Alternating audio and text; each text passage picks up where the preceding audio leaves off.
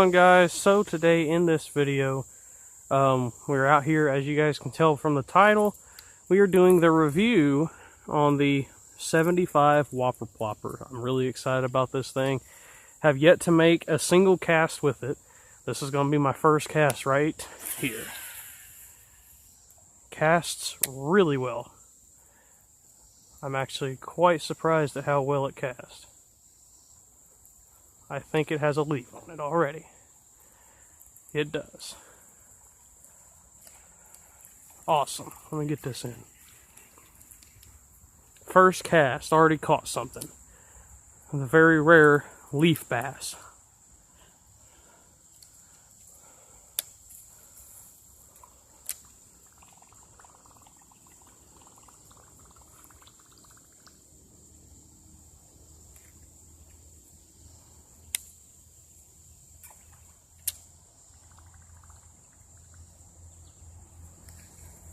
Sounds just like the Whopper Plopper 90 and the 130. There's really no difference in the sound.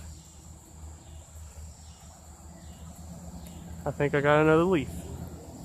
Maybe not. Looks like the bait's tracking right to me, so I don't think the hook got the leaf.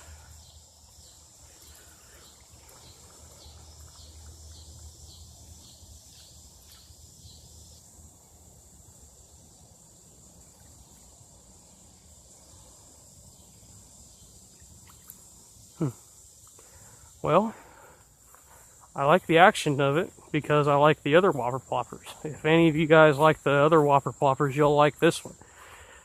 I think this one here has a couple different really key times for it. I know there's some baits that work at all times, but I think this one here has a couple specific times. I think the fall of the year would be perfect for this bait. And I also think that when the bluegill are spawning, you can cast this around those bluegill beds and catch those bass that are sitting there waiting for them bluegill to come out from off their beds. Especially with the size and the way the bait is built. It's built real tall and thick like a bluegill is. If you look at this bait, it's real tall in the body part right here. It's quite tall, and it looks just like a bluegill.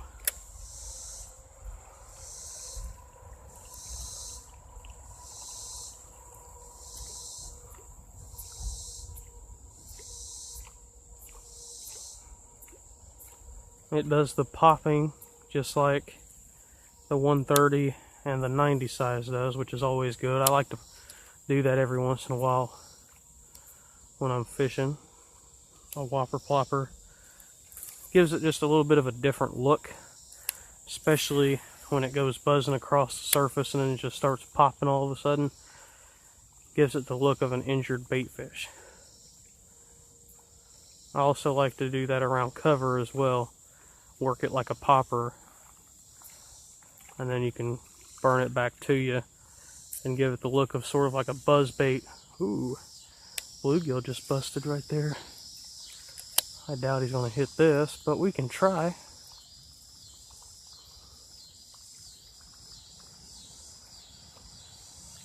Nah, I doubt he's going to hit it. We'll make another little flip.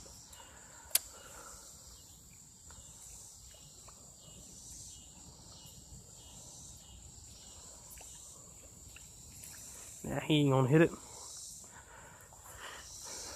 So I'm pretty excited about this bait. When it came out oh, that almost was really bad. Just about had a real bad backlash. I had a backlash the other day when I was out fishing with Big Bait Baker, and I ended up having to cut probably 130 yards of 12-pound mono off because it was so bad I couldn't get it out. There was no way to even attempt to get it out.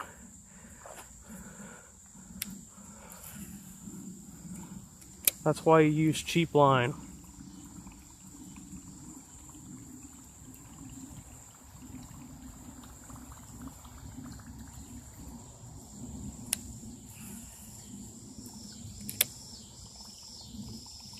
So with this topwater bait, when I do a review video, I don't go by how many fish I catch, especially with a topwater bait. I go with how many hits it has, because, you know, sometimes the fish don't really want to commit to it, but they'll hit it anyway, you know. But with like a crankbait or a swim jig or stuff like that, you don't know if it was a fish hitting it or if maybe you ran over a stick or what. But with a topwater bait, you can obviously see what you hit, and if it's a fish, you'll see it. So I'll know that way. That's what I do when I'm reviewing topwater baits like this.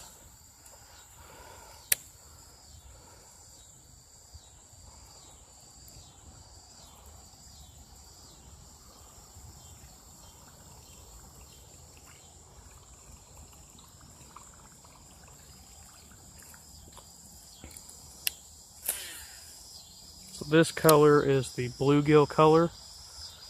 I picked bluegill color, and I have another one in the phantom shad color, just because I think those are the two better colors. Plus, they didn't have bone or loon, which if I could have gotten those, I probably would have. At least one of them.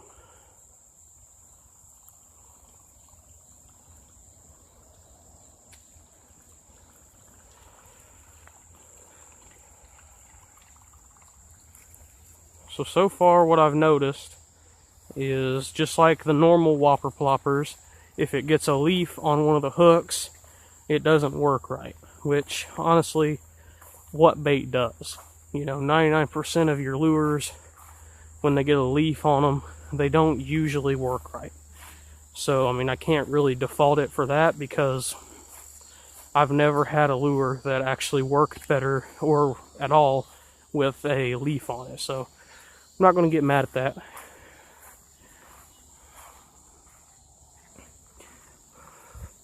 What I really like about these baits here is the quality of hooks and the quality of the paint.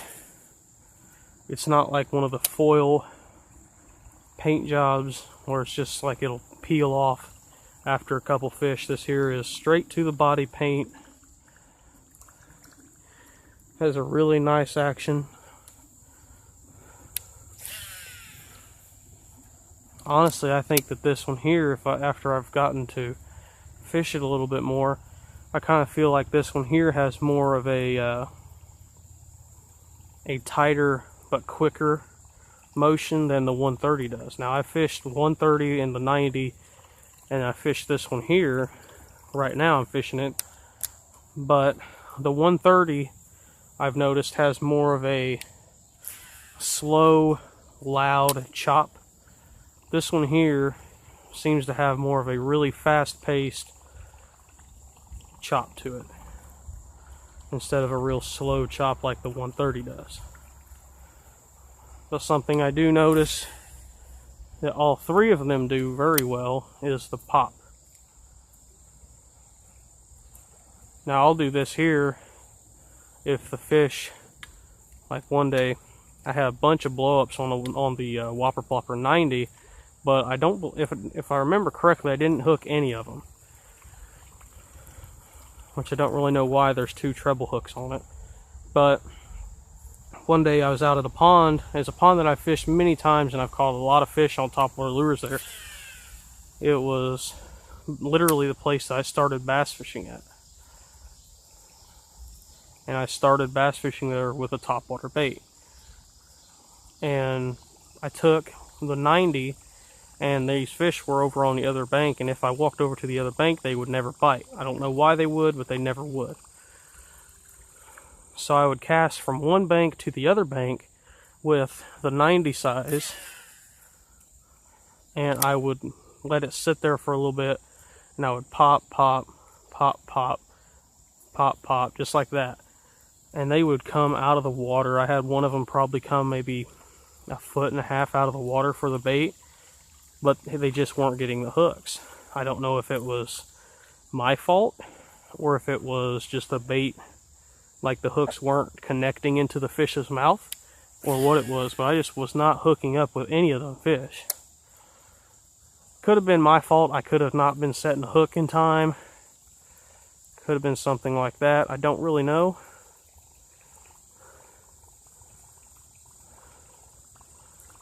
But that's just something that I usually do sometimes, especially if I see fish blowing up on bait. I'll cast it over to where they're blowing up, and I'll pop it a few times. And then once I get away from the bank, like you guys can see right there is where I cast it right over there. I'll give it a couple quick pops. 1, 2, 3.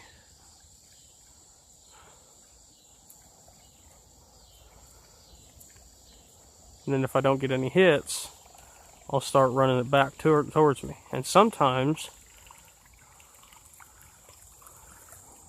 a fish will follow the bait to you and hit it right at the bank. And sometimes they will hit it on the run back. Or if you take, and as you're reeling it back, you stop it with about maybe 5 or 6 feet of slack out, sometimes they'll hit it.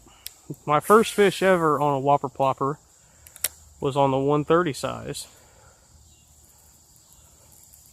Got a leaf on my bait. No, I just got a big thing of grass. But my first ever fish on a Whopper Plopper was on a bone colored 130. And basically what I was doing was I just made as far of a cast as I could, because I was at a lake that I never fished before. First time ever fishing it, first time ever using the bait. Just made one really long cast and I got it. I was fishing it just like this. I got it right there. Had maybe 10 inches of line out and the fish hit it. And basically all I was able to do was set the hook and lift it up and set it on the bank. Now mind you, I was using a spinning rod with 50-pound braid. Now some of you guys may think that's crazy, but honestly that's all I had. I didn't use bait casters at that point. Now I do, for that reason. Surprising I didn't break the rod. But I just lifted the fish straight up. It hit right there. I lifted it straight up and set it straight down. It was a 5-pound, 2-ounce fish. That is the only certified scaled weighed 5-pounder I've ever caught. That is my personal best to this day.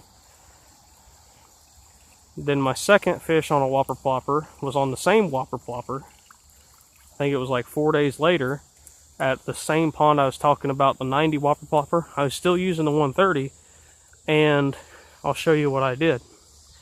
So there was this small tree coming out in the water, so I casted over here in front of that small tree. Reeling it in. Not a care in the world. Right there, you guys see where the bait's at right there. Another one hit it. That's where my second fish on a Whopper Plopper came from. So both of my fish that I've caught on a Whopper Plopper 130 were literally caught with about 10 inches of line out.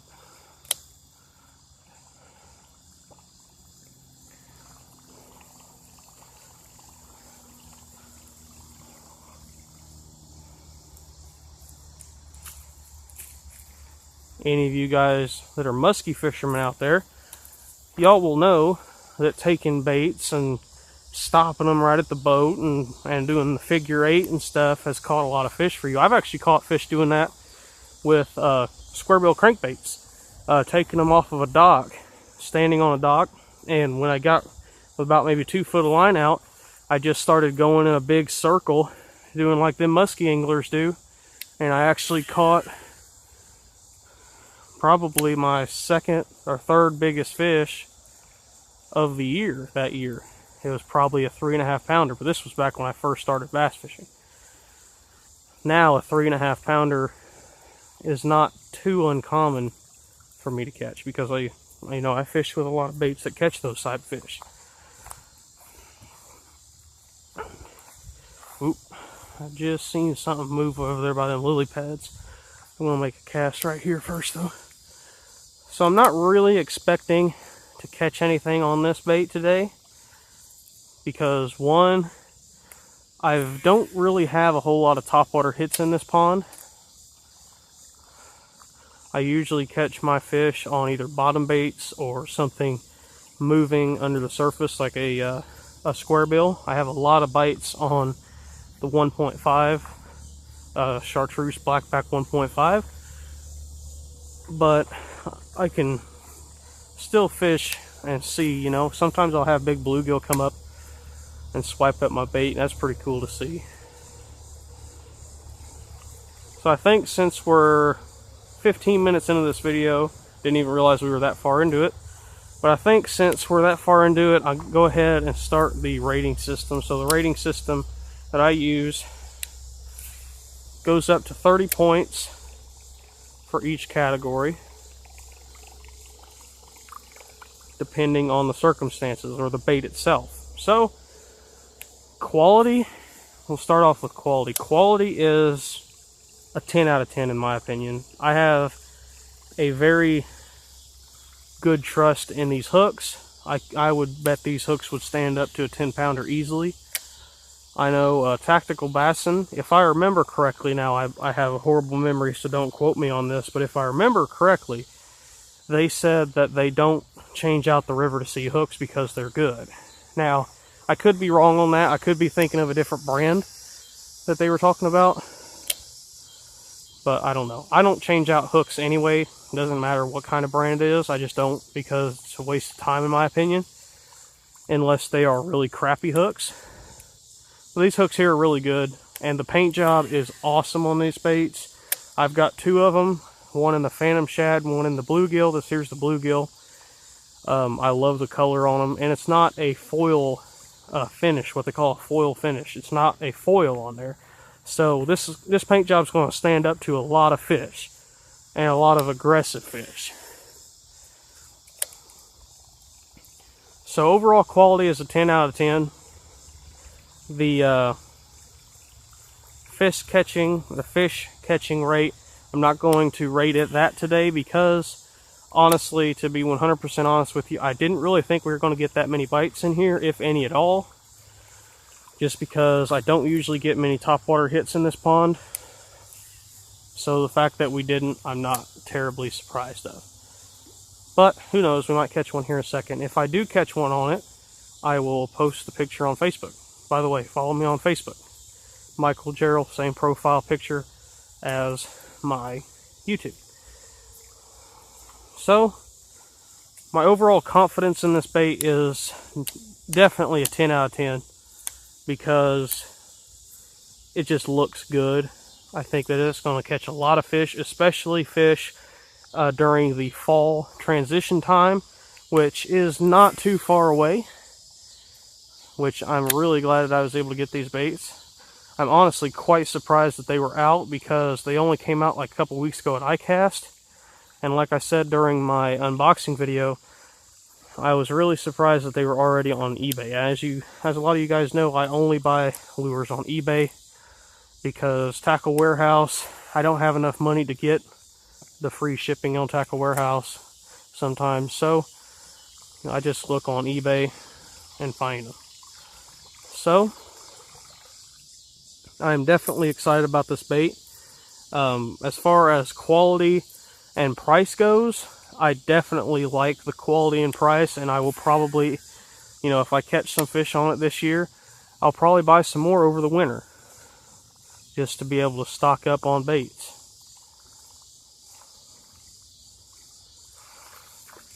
Because it's a good price and it's a good bait. It's a good quality bait. So thank you guys for watching.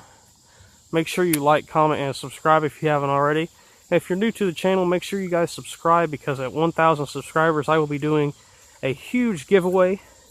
Also, real quick, if any of you guys have actually made it to this point in the video, go check out the Enthusiastic Fisherman's channel. He is only, last time I checked anyway, he was only 1 subscriber away from 900. So y'all need to go check out his channel. His channel is awesome. It's a lot better than mine in my opinion. He's got an awesome channel full of awesome videos, catches some pretty good fish. So go check out his channel. Thanks for watching. Bye.